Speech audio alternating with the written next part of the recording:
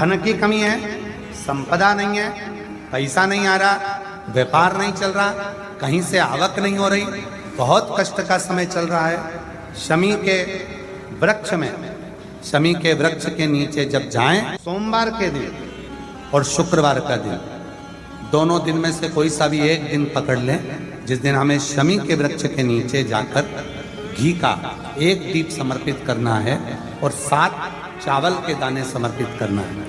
उसी का एक चावल का दाना उठाकर शंकर के शिवलिंग में ले जाकर चढ़ाना है। आपको मालूम ही नहीं पड़ेगा कैसे आप धीरे धीरे संपदावान बनते चले जाएंगे। शमी का पौधा वैभव देना प्रारंभ। शिव कथा कर रही है, भगवान शंकर का चरित्र कर रहा है। शिव महापुराण की कथा कर रही है, भगवान शंकर का चरित्र कर रहा है। शिव वेद का रूप धारण कर कर आ गए। आए जब कष्ट, बहुत कष्ट का जीवन चल रहा हो, बहुत कष्ट की जिंदगी चल रही हो, जितने भी लोग ऑनलाइन कथा सुन रहे हैं ध्यान लगाना, अगर कष्ट का जीवन चल रहा हो, तकलीफ की जिंदगी चल रही हो, 5-7 सोमवार, या तो 5 सोमवार या 7 सोमवार, हाथ में दुर्वा, मान लो ये तुमने दुर्वा ले ली, हाथ में दुर्वा, एक बेलपत्र, और उसी हाथ में अपने घर का भरा हुआ 1 लोटा जल। पहले रखना है दुर्वा, फिर रखना है बेलपत्र, उसके बाद में हाथ में 1 लोटा जल, और दोनों हाथों का स्पर्श करते हुए जो अपना पूजन का कक्ष होता है घर के अंदर का, उस पूजन कक्ष की साक्षी में खड़े होकर अपने कुल देवता, पितृ देवता और अन्य देवताओं का स्मरण करते हुए, बाबा बहुत दुखी हूँ, बहुत तकलीफ में हूँ, बहुत कष्ट में हूँ, मेरा परिवार आज दुख तकलीफ में है, मेरा परिवार आज कष्ट में है, दुख में है, कष्ट में है। बाबा को अपने मन का भाव कहते हुए, हृदय से प्रार्थना करते हुए अपने घर के मंदिर से निकलकर फिर उस जल को लेकर शिवालय तक जाओ और दक्षिण की ओर खड़े होकर उत्तर की ओर मुख कर कर जल समर्पित करो। बेलपत्र और दुर्वा दोनों को अशोक सुंदरी वाली जगह पर चढ़ा दीजिए। अशोक सुंदरी की जगह तो सबको मालूम है ना। अशोक सुंदरी वाली जगह पर उस बेलपत्र और दुर्वा को समर्पित कर दो। चढ़ा हुआ थोड़ा सा जल लेकर आओ, घर के दरवाजे पर उसका छींटा दे दो, लेपन कर दो, और बाबा से 5 सोमवार नियम से आप दुर्वा, बेलपत्र और जल का प्रयोग अगर करोगे, 5 सोमवार पूर्ण होंगे। जो तुम्हारा दुख है वो समाप्त जरूर होगा। शिव करुणा जरूर करेगा, शिव कृपा जरूर। शिव पुराण कर रही है, इसमें 3 चीजों का स्मरण करिए। पहले नंबर पर दुर्वा, दूसरे नंबर पर बेलपत्र, और तीसरे नंबर पर जब जल चढ़ाकर वापिस आओ तो अपने घर में प्रवेश के पहले देहली पर, चौखट पर भगवान शंकर के अपने घर के द्वार पर शिव का नाम लेकर जल का सिंचन। उसका फल कितना है? जी को आप 5 जगह पर जल चढ़ाते हो, थोड़ा ध्यान देना कथा पर। शंकर भगवान को 5 जगह पर आप जल चढ़ाते हो। मान लो अगर कोई विषम परिस्थिति है और आपको लग रहा है कि मेरा ये काम बाबा को कर देना चाहिए, ना जाने क्यों अटक रहा है, मेरे भोलेनाथ जी को मेरा ये काम कर देना चाहिए, ना जाने क्यों अटक रहा है, तो जो जो जगह पर आप जल समर्पित करते हो, जिस जिस जगह पर आप जल समर्पित करते हो, जैसे गणेश जी की जगह पर जल समर्पित करते हो, सबको मालूम है ना, स्थान तो सबको मालूम है ना गणेश जी का। जैसे ये शिवलिंग है, ये जलाधारी है, ये 2 चरण जहां से जल चढ़ाते हैं तो ये पानी घूमकर यहां से नीचे चले जाता। अब जरा समझिएगा, आप जब शंकर जी के मंदिर, आपको लगे कि हमारा ये कार्य हो जाना चाहिए, ये कार्य हो क्यों नहीं रहा, आखिर में इतने दिन से लगी हूं, ये काम क्यों नहीं हो रहा, सबके काम हो रहे, मेरा क्यों नहीं हो रहा। तो विश्वास रखकर 5 सोमवार, 6 सोमवार, 7 सोमवार इसको कर कर देखिएगा। गणेश जी का स्थान जहां से पानी बहता है उसके सीधे हाथ पर, वहां पर एक बेलपत्र समर्पित कर कर थोड़ा सा जल वहां समर्पित करिए। षडानंद कार्तिकेय का स्थान, एक बेलपत्र समर्पित कर कर थोड़ा सा जल वहां समर्पित करिए। अशोक सुंदरी का स्थान, थोड़ा सा जल समर्पित करने से पहले एक बेलपत्र, फिर जल। 3 स्थान। चौथा, मां पार्वती जी का हस्त कमल, एक बेलपत्र समर्पित कर कर जल चारों तरफ चढ़ाने के बाद में 5वां, शिवलिंग के ऊपर बेलपत्र समर्पित कर कर पूर्ण जल शंकर को समर्पित कर देना। ये 5 स्थान का चढ़ा हुआ जल आपके जो काम अटक रहे हैं, जो कार्य में आपको तकलीफ आ रही है, आप बाबा को बस एक बेलपत्र और एक लोटे जल में से 5 स्थान पर जल समर्पित करने पर आप तुरंत 2 महीना भी नहीं लगेगा, मेरा विश्वास कहता है 15 या 20 दिन में बाबा उसको स्वीकार करेंगे। 15 से 20 दिन।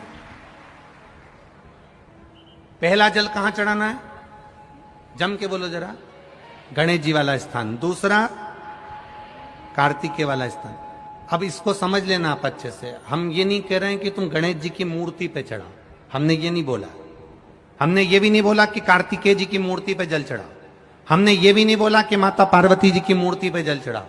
आप तो जो शिवलिंग रखा हुआ है और जो जलाधारी गोल है उस पे जो शिवलिंग रखा है, जहां से पानी बह रहा है, उसके राइट हैंड में गणेश, लेफ्ट हैंड में कार्तिकेय, बीच में अशोक सुंदरी, पार्वती जी का स्थान, हस्तकमल और ये शिवलिंग। आपको गणेश जी के ऊपर जाकर जल नहीं चढ़ाना, आपको कार्तिकेय के ऊपर जाकर जल नहीं चढ़ाना, आपको देवी जी के ऊपर जल नहीं चढ़ाना, आपको तो केवल शिवलिंग की जलाधारी पर और शिवलिंग पर जल चढ़ा।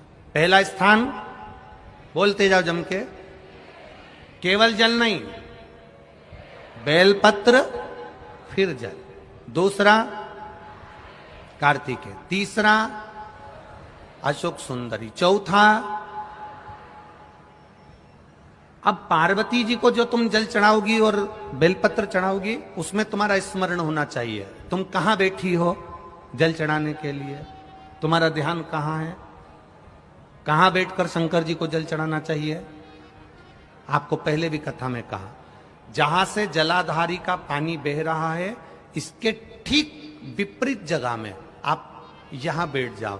उत्तर दिशा में पानी जाता है तो आप दक्षिण दिशा में बैठकर उत्तर की ओर मुख कर कर बाबा के, मां पार्वती जी के हस्त कमल पर बेलपत्र रखोगी, जल चढ़ाओगी और वहीं से बाबा को तुरंत आनंद के साथ में बेलपत्र चढ़ाकर जल चढ़ाओगी। भले खड़े होकर या वहां जाकर तुम यहां पर जल चढ़ा दो, परंतु उसके बाद में जब आप जल चढ़ाओगी, जब बाबा पार्वती जी को जब बेलपत्र और जल चढ़ाओगी, तो आपका मुख कहां होना चाहिए, जहां से पार्वती, जहां से ये जल बहकर जा रहा हो, यहां बैठोगे तो जल जहां बहकर जा रहा है उधर की साइड तुम्हारा मुख हो जाएगा, उत्तर की साइड तुम्हारा मुख हो जाएगा और बाबा को आप जल समर्पित कर। तो पहला जल बेलपत्र गणेश जी, दूसरा कार्तिकेय जी, तीसरा अशोक सुंदरी, चौथा माता पार्वती जी का हस्त कमल और 5वें नंबर का जल भगवान शिव के ऊपर, अर्थात भगवान देवाधिदेव महादेव से प्रार्थना करते हुए कि तेरा ही दिया मैंने खाया पिया रे, तेरा शुक्रिया रे, तेरा शुक्रिया। बाबा से प्रार्थना करते हुए, बाबा से अपने दिल की बात कहते हुए, बाबा से अपने मन की बात कहते हुए, अपने हृदय की बात भगवान देवाधिदेव महादेव से कहते हुए, ये 5 स्थान पर चढ़ाया गया जल आपके मनवांचित फल की प्राप्ति करा देता है, आपको सुख का अनुभव करा देता है। 5 जगह पर चढ़ाया गया। कम से कम 5 या 7 सोमवार अवश्य चढ़ाओ। शास्त्र कहता है सौभाग्यवती नारी जितना भजन पूजन करती है, सौभाग्यवती नारी जितना भगवत नाम स्मरण करती है, भगवत पूजन करती है, व्रत करती है, साधना करती है, तप करती है, पूजन करती है, पाठ करती है, आराधना करती है, अर्चना करती है, उस सौभाग्यवती नारी का किया हुआ दान पुण्य धर्म भजन कीर्तन स्मरण सेवा चाकरी उसके पति के भी काम आती है और उसके पुत्र और पुत्री के भी काम आती है। एक सौभाग्यवती नारी के द्वारा किया, आवाज पकड़ रहा है, एक सौभाग्यवती नारी के द्वारा किया गया भजन पूजन स्मरण संकीर्तन नाम जाप नाम कीर्तन उसके पति के भी काम आए और उसके बच्चों के भी काम आए। देखिए कितना सुंदर शिव महापुराण में चरित्र आया है वृंदा देवी का कि वृंदा जितना नाम जाप करती है, वृंदा जितना नाम भजन करती है, वृंदा जितना नाम स्मरण करती है, उसके पति को उसका लाभ है।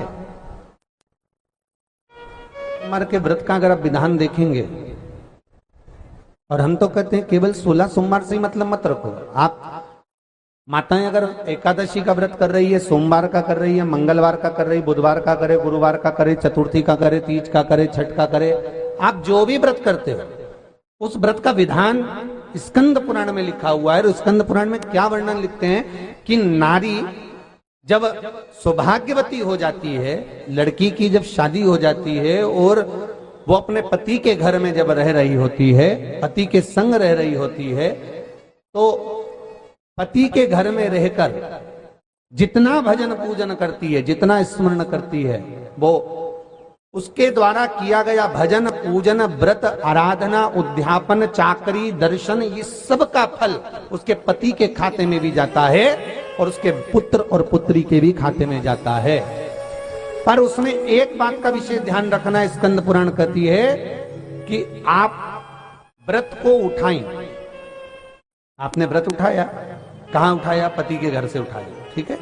आपने व्रत उठाया सोमवार का, 16 सोमवार का, पशुपतिनाथ का, या गुरुवार का, या मंगलवार का, या बुधवार का, जो भी व्रत आपने उठाया वो पति के घर से उठाया। अब आपका फर्ज क्या है कि व्रत आप अगर कर रही हो तो पति के घर का ही अन्न, पति के घर का ही जल,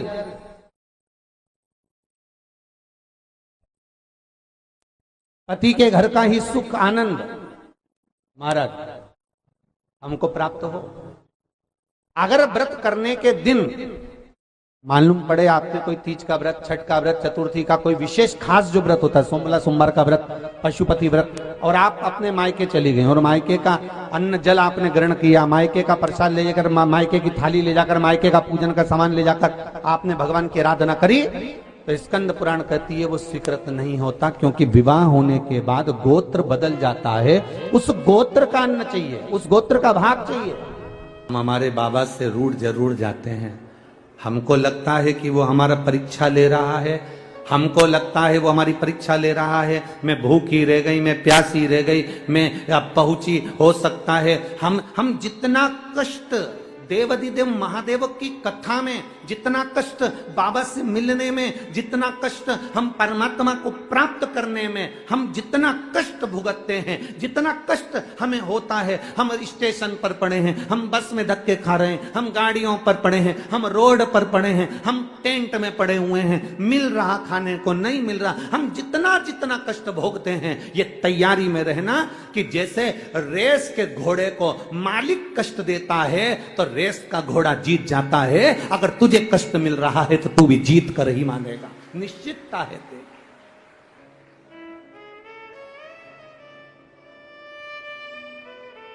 अगर मिल गया थोड़ा कष्ट, मिल गया थोड़ा कष्ट, अगर मिल भी रहा है तो ये अनुभव करें कि कुछ ना कुछ अच्छा करने वाला है। दुनिया के लोग रंग बदलते हैं, दुनिया के लोग रंग बदलते हैं, और मेरा कुबेरेश्वर महादेव वक्त बदलता है, साधारण नहीं है शिव। लोग रंग बदलते हैं, मेरा वैद्यनाथ, मेरा महाकाल राजा, मेरा विश्वनाथ, मेरा कुबेरेश्वर बाबा, कुबेर भंडारी कब वक्त बदल दे, इसका कोई भरोसा नहीं, इसका कोई भरोसा। शंभु शरणे मांगू घड़ी रे घड़ी, दुख काटो दया करी ने दर्शन। ये शिव तत्व की प्राप्ति अपने भीतर करिए। हमें कष्ट से डरना नहीं, हमें कष्ट से लड़ना है।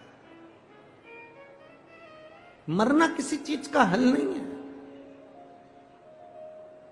कोई ने अपशब्द कह दिया, आपने सोचा मेरी जिंदगी बेकार हो गई, मैं मर जाऊं तो अच्छा।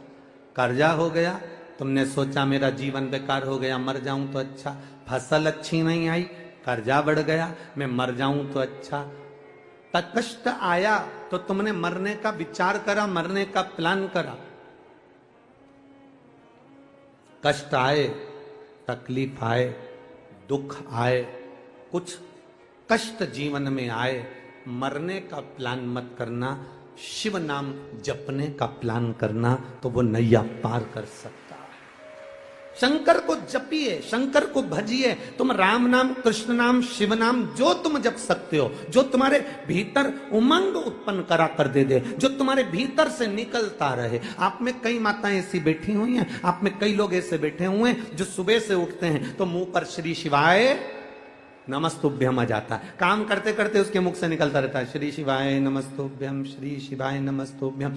मंदिर जा रही है, श्री शिवाय नमस्तुभ्यम। कहीं काम कर रही है, श्री शिवाय नमस्तु। कई लोग आप में ऐसे बैठे हुए हैं जिनके मुख पर गुणगान चलता रहता है। सुबह उठे तो गुणगान, रात को सोए तो गुणगान। उसके भीतर कथा के प्रति इतना रुझान हो गया कि शंकर का नाम उसके मुख से निकलता रहता है। ओम नमः शिवाय, नमः शिवाय, राम नाम, कृष्ण नाम, शिव नाम उसके भीतर अपने आप घट की जिह्वा से निकलता रहता है। उसको वो नहीं चाहती कि मेरे मुंह से नाम निकले, तो भी वो नाम अपने आप निकल रहा है। मतलब शंकर भगवान उसको याद करना प्रारंभ कर दिए, इसलिए अपने आप श्री शिवाय नमस्तुभ्यम मुख से निकलना प्रारंभ हो गया। शिव याद कर रहे हैं उसको, भगवान देवादिदेव महादेव याद कर रहे हैं उसको, इसलिए शिव नाम मुख से निकल रहा है।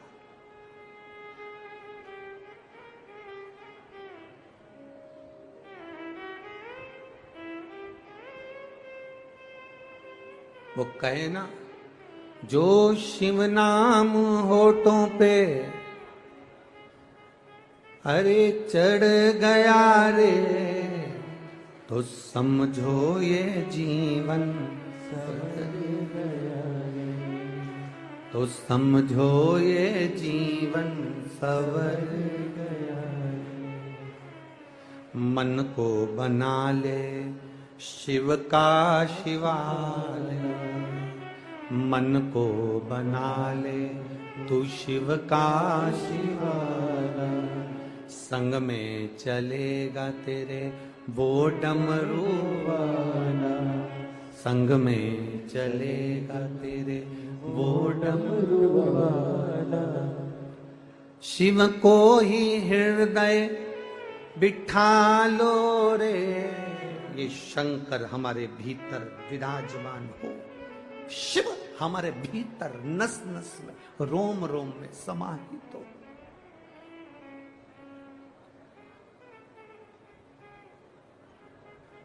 और जब शिव रूपी रतन हमारे भीतर आ जाएगा, जब हमारे भीतर शिव रूपी रतन आ गया, जब हमारे भीतर राम रूपी रतन आ गया, जब हमारे भीतर कृष्ण रूपी रतन आ गया, जब हमारे भीतर भगवत भजन रूपी रतन आ गया, तो समझ लें कि अपने जीवन की सार्थकता निश्चित है। कष्ट हो सकता है जीवन में, कष्ट आ सकता है जीवन में, पर उसको निपटाने का, उसको समाप्त करने का तरीका केवल भगवत भजन ही है। केवल प्रभु का नाम ही है। आज ये नियम है, थोड़ा ध्यान दीजिएगा। मान लो मेरे बेटा बेटी कहीं अप्लाई कर रहे हैं नौकरी के लिए या अन्य चीज के लिए, तो वो अगर बेलपत्री के मध्य पत्ती और ये दो पत्ती है, इस पत्ती के बीच की जो जगह होती है वहां यदि पीला चंदन और एक चावल का दाना लेकर हरीश्वर महादेव का नाम लेकर शंकर के शिवलिंग पर प्रदोष के दिन अगर चढ़ा देते हैं तो वो बेटा बेटी जिस एग्जाम को दे रहा होता है अच्छी मेहनत के साथ, लगन के साथ, तो निश्चित है वो उसमें सफलता पाता जरूर है। हरीश्वर महादेव, एक बार बोलो कौन से महादेव? हरीश्वर महादेव, जिसका स्वयं पार्थिव शिवलिंग भगवान शंकर भगवान के शिवलिंग का स्मरण, भगवान शंकर के शिवलिंग का निर्माण स्वयं भगवान विष्णु कर, भगवान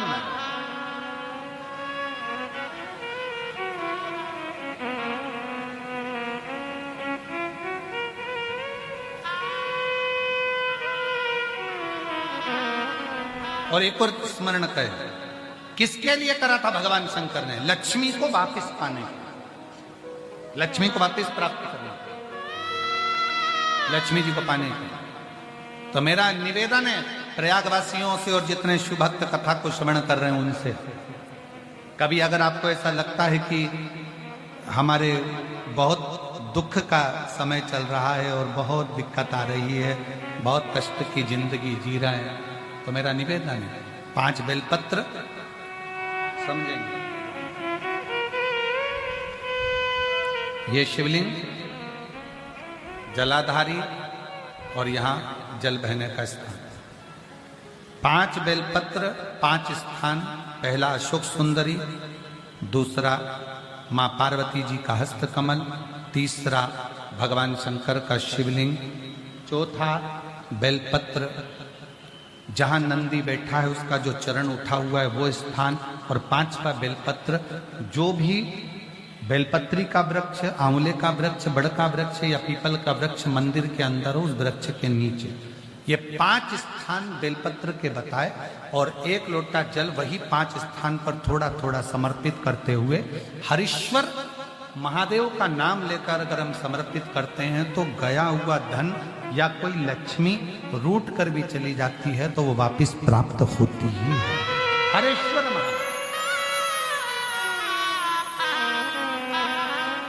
भगवान हरीश्वर महादेव का स्मरण हमारे लिए लाभदायक है। हरीश्वर महादेव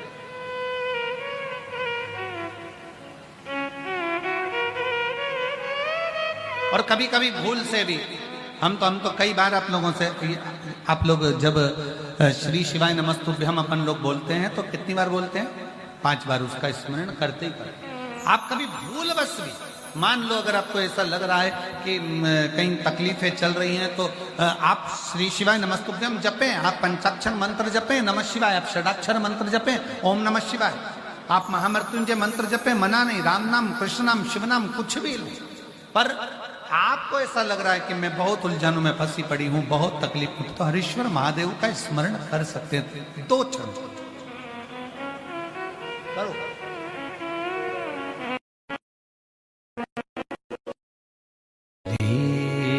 शिवाय नमस्ते, श्री शिवाय नमस्ते, श्री शिवाय नमस्ते, श्री शिवाय नमस्ते, श्री शिवाय नमस्ते, श्री शिवाय नमस्ते। आप शिव का स्मरण करें, हरीश्वर महादेव का स्मरण।